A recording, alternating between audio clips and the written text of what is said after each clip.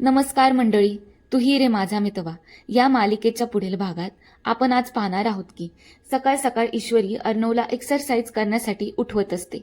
पण आता हा चिडलेला अर्णव म्हणतो, मला काहीच करायची इच्छा नाहीये आणि मला काही करावंसं सुद्धा वाटत नाहीये. सो तू प्लीज माझं डोकं खाऊ नकोस आणि जा इथून. आता अर्णवचं असं वागणं पाहून ईश्वरीला प्रश्न पडतो आणि ती मनातल्या मनात म्हणते, सर तर काही ऐकायलाच तयार नाहीये, मग काय करू मी आता. तर तिकडे आता राकेश अंजलीला त्या रूममध्ये एकटं सोडून कुठेतरी निघून गेलेला असतो आणि आता अंजली त्याचा शोध घेत घेत सगळ्या लोकांकडे त्याची चौकशी करत असते आणि ती ज्या माणसाकडे राकेशची चौकशी करत असते ना, तो माणूस अर्णवचा असतो. आता अंजली तिथून गेल्यानंतर तो माणूस अर्णवला फोन करून म्हणतो, अर्णव साहेब, अंजली ताई रात्रभर झोपल्याच नाहीये तो. इकडून अर्णवला काळजी वाटते. तो विचारतो, काय झालंय पण असं. तो माणूस सांगतो की त्या खोलीमध्ये खूप धूळ होती आणि तिथं डास सुद्धा खूप होते.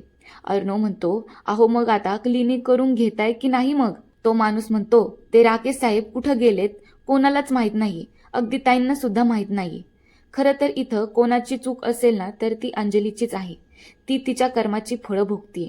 अर्णव देत होता फ्लॅटची चावी, तर तिने घेऊन टाकायला पाहिजे होती ना.